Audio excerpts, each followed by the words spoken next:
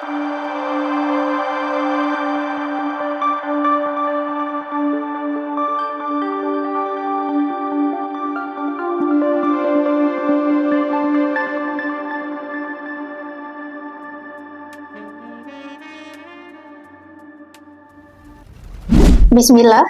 Assalamualaikum warahmatullahi wabarakatuh. Selamat pagi dan salam sejahtera bagi kita semua. Perkenalkan, saya Mutmainnah SIP MPA, dosen tetap pada program studi S1 Administrasi Publik, Fakultas Ilmu Sosial dan Ilmu Politik, Universitas Tanjung Pura, Pontianak. Video ini merupakan bagian dari pernyataan diri dosen dalam unjuk kerja Tridharma Perguruan Tinggi atau PDD UKT PT untuk sertifikasi dosen tahun 2026, khususnya pada aspek pengajaran. Pada video ini, saya akan menjelaskan mata kuliah yang saya ampu, yaitu mata kuliah Teori Administrasi Publik dengan kode SPA 203. Mata kuliah ini adalah mata kuliah wajib yang ditujukan kepada mahasiswa semester 2 Administrasi Publik dengan bobot 3 SKS. Capaian pembelajaran lulusan atau CPL Prodi yang dibebankan pada mata kuliah ini terdiri dari CPL Sikap, Pengetahuan, dan Keterampilan. CPL tersebut diturunkan ke dalam capaian pembelajaran mata kuliah atau CPMK yang terdiri atas CPMK pertama, yaitu mahasiswa mampu menunjukkan sikap bertanggung jawab dalam menerapkan teori-teori administrasi publik dalam berbagai konteks kebijakan dan pelayanan publik. Kedua, mahasiswa mampu menganalisis konsep dasar dan paradigma administrasi publik, hubungan administrasi publik dengan berbagai disiplin ilmu lainnya, serta prospek dan tantangan administrasi publik. Ketiga, mahasiswa mampu mendemonstrasikan berbagai teori administrasi publik dalam penyusunan solusi terhadap tantangan dalam penyelenggaraan pemerintahan. Mata kuliah Teori Administrasi Publik didesain untuk membekali mahasiswa dengan pemahaman mendalam mengenai bagaimana negara dan pemerintah bekerja dalam mengelola sumber daya, merumuskan kebijakan, serta memberikan pelayanan terbaik kepada masyarakat. Melalui pendekatan student-centered learning dengan metode ceramah, diskusi interaktif, case-based learning, dan penugasan terstruktur, mata kuliah ini kemudian dibagi ke dalam beberapa topik yang akan dibahas dalam 16 sesi, di mana 2 sesi diantaranya adalah ujian tengah semester dan ujian akhir semester. Pembahasan diawali dengan memahami pengertian dan ruang lingkup administrasi publik, sebuah bidang yang tidak hanya berfokus pada tata kelola birokrasi, tetapi juga interaksi antara negara, pasar, dan masyarakat. Seiring berkembangnya zaman, cara pandang terhadap pengelolaan publik terus bertransformasi. Dalam hal ini, mahasiswa akan menelusuri perkembangan paradigma administrasi publik mulai dari Classic Administrative Theory, New Public Management, New Public Service, dan Good Governance. Administrasi publik tidak berdiri sendiri di ruang hampa. Keindahannya terletak pada sifat interdisiplinernya. Pada mata kuliah ini, mahasiswa juga akan mempelajari hubungan antara administrasi publik dengan berbagai disiplin ilmu lainnya. Selain itu, mata kuliah ini juga akan membedah prinsip-prinsip administrasi publik serta ragam dan fungsi teori administrasi publik. Masuk ke ranah operasional dan normatif, mata kuliah ini akan mengulas prinsip dan metode pengelolaan sumber daya di sektor publik, seperti sumber daya anggaran, aset, dan sumber daya manusia. Namun, efisiensi saja tidak cukup. Dalam sektor publik, etika dan akuntabilitas adalah benteng utama untuk mencegah korupsi dan penyalahgunaan kekuasaan. Pada sesi selanjutnya akan didiskusikan batasan antara keputusan, tindakan, dan diskresi administrasi. Pada bagian akhir, pembahasan pada mata kuliah ini akan menghubungkan administrasi publik dengan pemerintahan dan pembangunan. Administrasi publik adalah mesin utama yang menjalankan roda pembangunan nasional guna meningkatkan kesejahteraan masyarakat. Sebagai penutup, mata kuliah ini akan mengeksplorasi prospek dan tantangan administrasi publik di masa depan, mulai dari tuntutan digitalisasi atau e-government, transparansi, hingga adaptasi birokrasi terhadap perubahan iklim dan krisis global. Adapun bobot penilaian dalam mata kuliah ini diantaranya 40% keaktifan, 25% ujian akhir semester, 20% penugasan terstruktur, dan 15% ujian tengah semester. Selanjutnya, Anda akan menyaksikan cuplikan proses pembelajaran saya bersama mahasiswa pada sesi 9 yang membahas tentang prinsip dan metode pengelolaan sumber daya sektor publik. Di sesi ini, mahasiswa akan belajar tentang jenis, prinsip, dan metode pengelolaan sumber daya di sektor publik. Selamat menyaksikan. Bismillah, Assalamualaikum warahmatullahi wabarakatuh. Waalaikumsalam warahmatullahi wabarakatuh. Selamat pagi teman-teman semua. Pagi. Gimana kabarnya hari ini? Alhamdulillah. Tidak terasa kemarin teman-teman sudah melaksanakan ujian tengah semester di pertemuan atau di sesi ke-8 ya. Dan hari ini kita berjumpa kembali di sesi ke-9 dan nanti kita akan membahas terkait dengan prinsip dan metode pengelolaan sumber daya sektor publik. Ya, sebelum itu, agar perkuliahan kita lancar, mari kita tundukkan kepala sejenak untuk berdoa dimulai. Teman-teman sekalian, sebelum melangkah pada agenda kita berikutnya, isi terlebih dahulu presensinya ya. Di sini sudah saya siapkan link presensinya. Setelah kita belajar hari ini, ada 3 capaian pembelajaran yang kemudian diharapkan mampu teman-teman capai, begitu ya. Yang pertama, diharapkan teman-teman mampu membedakan, gitu ya, jenis-jenis sumber daya sektor publik, ya. Lalu yang kedua, teman-teman diharapkan untuk mampu menganalisis dan melaksanakan prinsip pengelolaan sumber daya publik. Dan yang terakhir, setelah mengikuti perkuliahan ini, setidaknya teman-teman diharapkan mampu untuk mendemonstrasikan metode pengelolaan sumber daya publik. Sebelum kita masuk pada pembahasan terkait dengan capaian atau CPMK kita pada hari ini, saya ingin tahu dulu nih, kalau pertemuan yang lalu sebelum kita ujian tengah semester kan kita sudah belajar tentang ragam dan fungsi teori administrasi publik, ya. Stephen Kay, gitu ya. Pada pertemuan lalu saya sudah sampaikan menyebutkan bahwa setidak-tidaknya ada 4 teori yang kemudian kalau kita mau kaitkan dengan ragam teori administrasi publik itu sendiri. 4 nih. Pertanyaan saya, teori apa aja kah yang dimaksud? Ada yang ingat? Ya, semangat sekali Dima rupanya ya. Ada teori deskriptif eksplanatif yang dimana deskriptif itu berarti menjelaskan dan menguraikan fakta serta realitas yang terjadi dalam organisasi administrasi publik. Oke, tepuk tangan dulu dong buat Dima. Tadi Dima sudah menjelaskan salah satu teori administrasi publik yang disampaikan oleh Stephen, gitu ya. Satu adalah teori deskriptif eksplanatif. Masih ada 3 lagi yang tersisa. Ada yang mau lagi? Putri, boleh? Silakan. Teori yang kedua yaitu teori normatif. Fokus dari teori ini yaitu mengkaji nilai-nilai, norma, cita-cita, dan kriteria moral yang seharusnya melandasi atau tindakan administrasi publik. Oke, tepuk tangan dong buat Putri. Baru 2 nih. Ada teori deskriptif eksplanatif, ada teori normatif. Yang berikutnya adalah teori. Oke, silakan. Selanjutnya ada teori asumsi. Nah, teori ini berfokus pada memahami hakikat dasar manusia, lingkungan, dan lebih. Sudah ada 3. Teori yang pertama adalah deskriptif eksplanatif, yang kedua adalah teori normatif, yang ketiga adalah teori asumtif, dan yang terakhir ada yang disebut dengan teori instrumental. Teori betul sekali tadi apa yang disampaikan oleh temannya, dan kalau kita mau menyederhanakan perbedaan dari keempat teori dimaksud, itu teman-teman saya pikir bisa melihat juga di sini ya. Teori deskriptif tadi disampaikan oleh Dima, bicara soal bagaimana realitas dan fakta. Jadi apa yang terjadi di tubuh birokrasi, apa yang terjadi di dalam tata kelola pemerintahan, itu yang disoroti. Misal yang terjadi di tubuh pemerintahan kita hari ini kan banyak ya.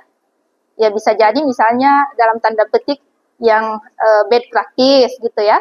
Atau bisa jadi yang good practice. Itu realitas itulah yang kemudian dibicarakan kalau kita bicara soal konteks ini. Kalau teori normatif itu bicara soal etika dan nilai. Jadi apa yang seharusnya begitu, apa yang seharusnya terjadi.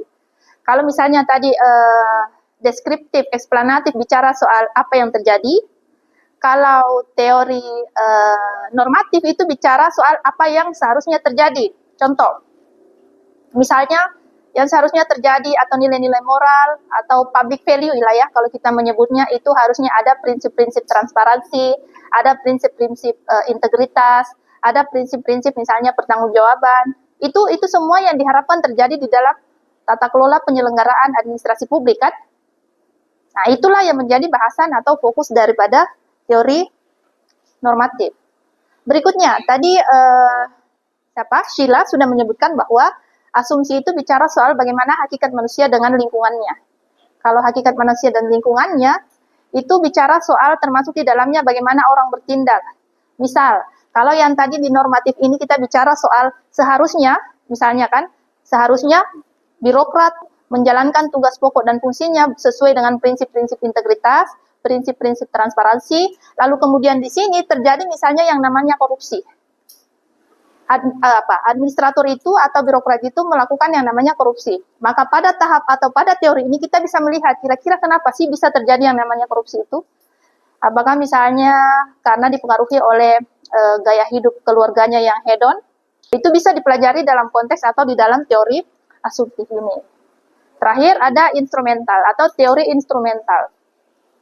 Teori instrumental ini bicara soal tools ya teman-teman sekalian, alat atau cara bagaimana nilai-nilai yang sebelumnya itu bisa diterapkan. Sebagai contoh tadi misalnya kita membahas kaitannya dengan korupsi ya.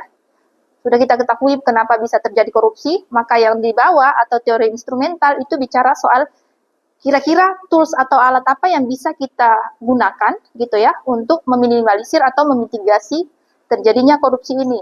Misal, kalau melakukan atau menggunakan anggaran, laporannya semua harus berbasis elektronik. Makanya ada yang kita sebut misalnya akhirnya dengan e-budgeting, ya kan? Itu kan salah satu upaya untuk memitigasi terjadinya yang namanya korupsi. Jadi semua harus dilaporkan by system.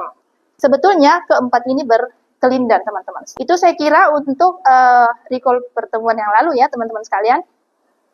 Sebelum kita masuk pada pembahasan kita hari ini terkait dengan prinsip dan tata kelola atau pengelolaan sumber daya di sektor publik, saya ingin mengajak teman-teman mikir dulu. Kalau seandainya nih teman-teman semua adalah seorang bos atau pimpinan di sebuah perusahaan, ternyata perusahaan teman-teman saat ini sedang membutuhkan laptop atau ya bahasa kita mungkin komputer untuk keperluan operasional perusahaannya. Kira-kira bagaimana teman-teman memenuhi kebutuhan tersebut? Ada yang bisa menjawab? Gimana? Kalau saya menjadi pemimpin di perusahaan tersebut, mungkin saya akan langsung cek melalui e-commerce dan langsung. Katanya Dima kalau seandainya Dima adalah seorang bos, Dima akan mengecek saja langsung di e-commerce, kemudian memilih yang mana laptop yang dibutuhkan, terus membeli langsung supaya bisa memenuhi gitu ya kebutuhan operasional. Tepuk tangan dulu buat Dima. Pendapat yang lain, kalau misalnya Syahrial kayak mana? Kalau seandainya jadi bos di perusahaan butuh laptop, Syahrial gimana sebagai seorang bos? Ya, langsung ke toko beli komputer. Oh, langsung datang ke tokonya? Oh, bisa juga ya. Jadi ada dua perbedaan yang signifikan, tapi intinya adalah kalau Dima bisa langsung buka e-commerce, pilih laptop yang mau dibeli, kemudian transfer uangnya, tunggu laptopnya datang. Begitu ya? Yang lebih konvensional lagi, misalnya Syahrial datang ke toko penjual laptop langsung. Bawa laptopnya pulang, udah. Clear. Simple bukan? Simple. Jadi ada uangnya, tinggal beli laptopnya datang. Sekarang, coba teman-teman bayangkan kalau saya ganti posisinya, teman-teman adalah seorang menteri deh. Menteri di sebuah kementerian, katakanlah Kementerian Kesehatan. Yang kasusnya sama. Teman-teman butuh membeli laptop untuk keperluan operasional rumah sakit. Kira-kira teman-teman untuk memenuhi kebutuhan laptop tersebut, bagaimana teman-teman membelinya atau memenuhinya? Ada? Coba Abizar boleh. Lewat e-katalog. E-katalog. Oh, pakai e-budgeting dulu. Ada yang lain? Lewat? Lewat tender. Oh, harus ditentukan tendernya yang mana. Rimpung juga ya. Ada perbedaan signifikan tidak menurut teman-teman? Iya. Jadi ada ya. Kalau kita melihat apa yang tadi disampaikan oleh teman-teman, dengan sangat jelas sebetulnya bisa dilihat dari sini. Ya, ada apa namanya ini? Ada pembelian laptop yang sama-sama membeli laptop untuk kepentingan dua organisasi, satu organisasi sektor publik, satu organisasi sektor private. Tadi kita lihat uangnya dua-duanya ada, ya kan? Ini ada uang, ini juga ada uang. Bedanya uangnya di swasta itu adalah uangnya bos, miliknya dia seorang. Anggaplah misalnya dia pemegang saham terbesar. Di saat yang sama kalau sektor publik dia juga punya uang. Tapi uang yang dikelola adalah uang bersama. Disebutnya adalah uang negara. Kita tahu uang negara di dalam negara kita begitu ya, diurusi atau dikelola sedemikian rupa dalam satu mekanisme atau dalam satu sistem yang namanya APBN, Anggaran Pendapatan dan Belanja Negara. Uangnya didapat dari mana? Dari pajak kah misalnya, dari retribusi kah misalnya, atau dari hibah kah misalnya, dan seterusnya. Itu jelas ya. Komposisinya mau dibelanjakan kemana aja. Jadi di APBN itu ada, jadi jelas harus dipertanggungjawabkan. Fokusnya misalnya selanjutnya, kalau di sektor swasta, fokusnya intinya adalah bisa cepat, barang datang, bisa langsung dipakai. Kalau di sini, tidak boleh hanya sekedar cepat datang barang itu, tapi harus melihat bagaimana proses membelinya, apakah bisa dipertanggungjawabkan, gitu ya, apakah kemudian prosesnya transparan, dan seterusnya, dan seterusnya.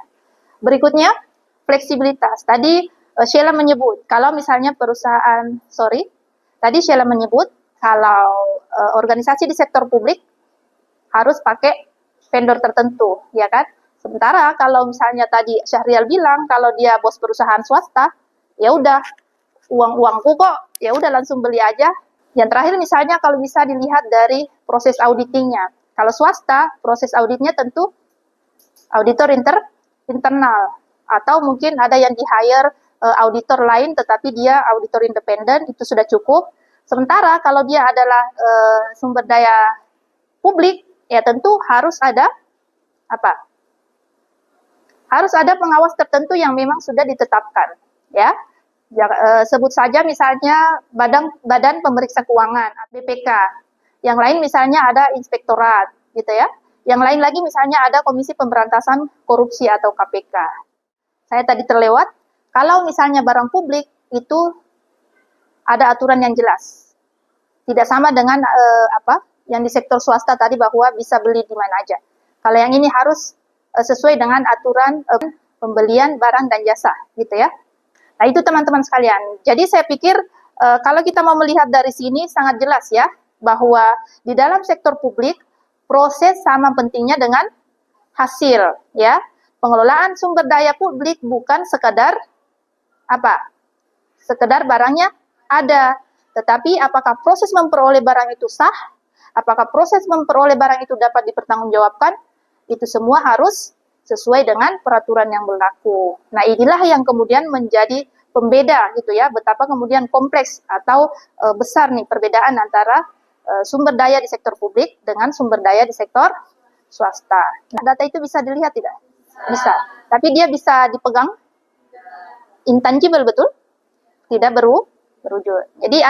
Jadi konsep atau pengertian sumber daya sektor publik itu tidak selalu hanya yang bisa dilihat secara fisik atau tangible saja, tetapi ada atau lebih daripada itu, ada sumber daya yang juga bisa kita sebut sebagai sumber daya, tapi dia tidak dalam bentuk fisik.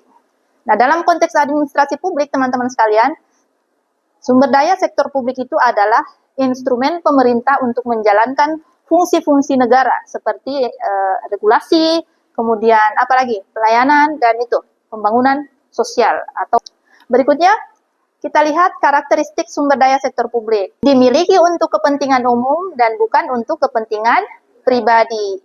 Ciri yang kedua adalah dia dikelola berdasarkan mandat hukum dan juga politik. Artinya adalah harus mempertanggungjawabkan hasil dan prosesnya. Saya kira ini jelas tadi ya, ada laporan pertanggungjawaban baik secara vertikal maupun secara horizontal. Yang terakhir dipengaruhi oleh nilai publik seperti keadilan, transparansi, dan integritas. Ini yang kita sebut tadi sebagai public value. Berikutnya adalah jenis-jenis sumber daya sektor publik. Pertama ada sumber daya keuangan atau biasa kita sebut dengan financial resources.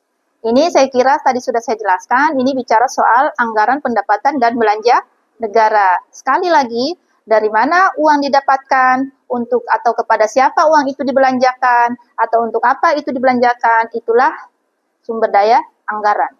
Misalnya didapatkannya dari pajak sebagai salah satu sumber penghasilan terbesar keuangan negara, ya kan?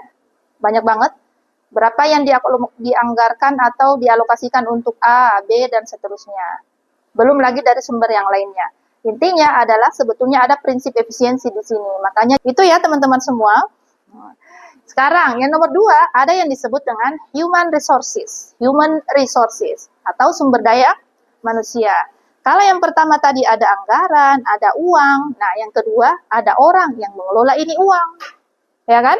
Ada orang yang mengelola anggaran. Disebutnya dengan manusia. Dalam konteks ini berarti pegawai, baik dia aparatur sipil negara, yang dulu kita sebut pegawai negeri sipil, baik dia tenaga kontrak, baik dia pegawai pemerintah dengan perjanjian kerja. Intinya adalah mereka adalah birokrat atau administrator yang mengelola negara. Bagaimana mendapatkan mereka? Tentu prosesnya panjang, ya. Untuk menjadi PNS misalnya, ada proses rekrutmen, ya. Rekrutmen ini dilakukan untuk penerimaan pegawai baru. Ada satu prinsip yang paling menonjol kalau sesuai dengan undang-undang ASN misalnya, disebutnya dengan apa itu? Prinsip meritokrasi. Jadi proses penyelenggaraan seleksi atau rekrutmen itu dilaksanakan berdasarkan prinsip-prinsip merit atau merit system, yaitu sebuah proses yang kemudian mengedepankan kapasitas, kompetensi, keahlian seseorang tanpa memandang latar belakangnya. Jadi bukan memandang anaknya siapa atau titipannya siapa ini, ya kan? Tapi benar-benar melihat bagaimana kompetensi daripada kandidat gitu ya. Skill yang dilihat, kemampuan yang dilihat. Yang berikutnya apa? Sumber daya alam atau natural resources. Sumber daya alam teman-teman sekalian banyak sekali modelnya. Di Pontianak atau di Kalimantan Barat deh, kira-kira potensi sumber daya alam yang besar itu apa? Apa? Bauksit. Betul, berarti bauksit ini bicara soal galian tambang galian gitu ya? Ya, ada potensi sumber daya bauksit di bawah. Intinya potensi sumber daya itu baik hutan, baik kemudian sumber daya bauksit, di tempat lain ada emas, di tempat lainnya lagi ada batu bara, dan seterusnya. Itu semua idealnya harus dikelola dengan sebesar-besarnya atau mempertimbangkan sebesar-besarnya kepentingan dan kesejahteraan masyarakat. Bahkan ada nih, di pasal 33 ayat 3 Undang-Undang Dasar 1945 disebutkan bahwa bumi, air, dan segala yang ada di dalamnya dikelola atau dimanfaatkan oleh negara atau dikuasai oleh negara untuk sebesar-besarnya kemanfaatan dan kesejahteraan rakyat. Pertanyaan saya, sudahkah seperti itu hari ini realitanya? Belum ya? Bukan saya yang bilang ya. Tapi silakan teman-teman memaknai apa yang kemudian diamanahkan oleh konstitusi dengan juga melihat realitas yang terjadi di lapangan. Tapi intinya idealnya seperti itu. Berikutnya ada yang disebut dengan sumber daya fisik atau material, physical resources. Ya, ini jenis sumber daya yang keempat. Teman-teman misalnya melihat ada gedung, ya kan? Paling tidak setiap kementerian kesehatan, ada kantor Kementerian Kesehatan. Belum ke bawah-bawahnya ada yang lain misalnya. Ada infrastruktur kesehatan misalnya. Apa wujudnya? Rumah sakit, ya kan? Sumber daya sosial atau reputasional. Dalam bahasa Kuburaya disebutnya social and reputational resources. Contoh ini yang saya sebut tadi, kepercayaan publik kepada pemerintah itu juga sumber daya. Ada efeknya tidak? Atau berpengaruh tidak? Kalau misalnya ada pemimpin, ada kepala negara atau kepala daerah yang memimpin atau membawahi masyarakat atau warga negara yang dipimpinnya, tetapi di saat yang sama warga negara punya trust issue kepada pemimpinnya. Ada efeknya tidak? Apa jadinya misalnya? Masyarakat bisa apa? Apatis, ya kan? Masyarakat bisa menuntut. Apakah berpotensi untuk terjadinya chaos?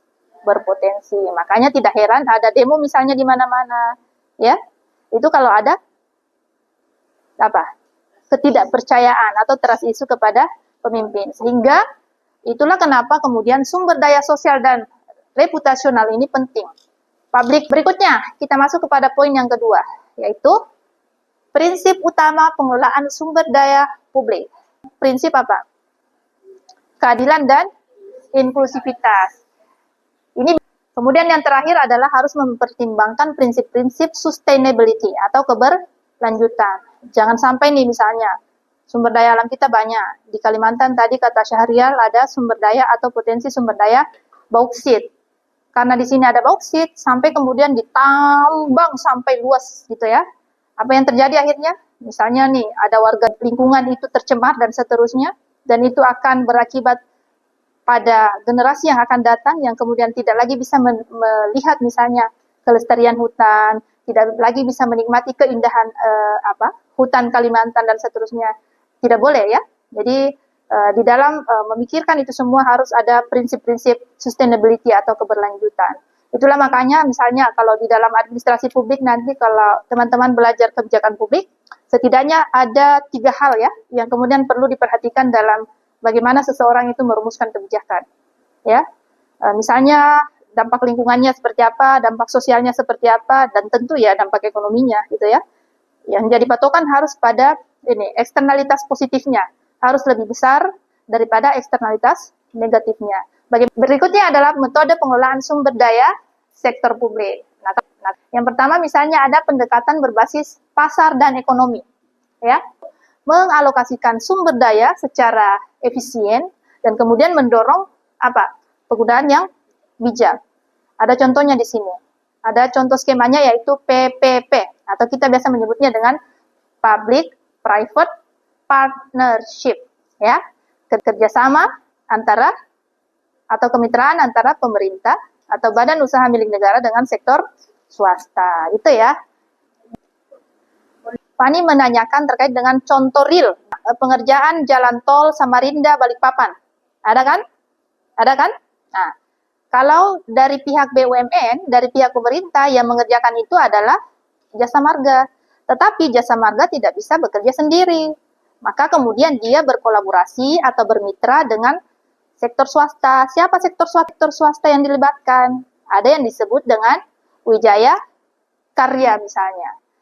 Pendekatan berbasis komunitas dan lokal. Community based management.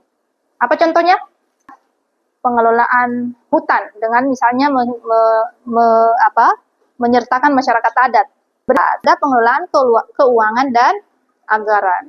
Pendekatan ini berfokus pada efisiensi, penggunaan lokasi, dan juga modal dan anggaran. Saya pikir kita cukupkan saja untuk pertemuan hari ini, tetapi jangan senang dulu, karena kita ada 2 pertemuan gitu ya. Jadi untuk topik prinsip dan metode pengelolaan sumber daya di sektor publik sebetulnya ada 2 pertemuan. Nah, pada pertemuan ini kita hanya akan membahas teorinya dulu. Pada pertemuan berikutnya kita ada penugasan terstruktur dan itu dikerjakan dalam tempo 1 minggu dimulai dari saat sekarang. Ini bisa silahkan difoto instruksi soalnya. Teman-teman nanti saya minta mengerjakannya secara secara berkelompok. Kelompok bisa terdiri dari 2 sampai 3 orang. Nanti kita akan presentasi pada pertemuan berikutnya. Oke, cukup teman-teman? Atau ada yang bisa menyimpulkan dulu apa yang kita pelajari hari ini sebelum kita akhiri kelasnya? Oke, silakan Abizar. Kesimpulan dari saya adalah pengelolaan sumber daya sektor publik terbagi berdasarkan menjadi 4 pilar utama. Yang pertama berdasarkan pada transparansi, yang kedua akuntabilitas, yang ketiga efisiensi. Dalam rangka mencapai yang namanya pelayanan publik yang terbaik gitu ya. Ya, saya pikir cukup sekian untuk pertemuan kita hari ini. Silakan dikerjakan tugasnya dan minggu depan kita akan presentasi. Saya tutup perkuliahan kita untuk hari ini dengan ucapan Assalamualaikum warahmatullahi wabarakatuh.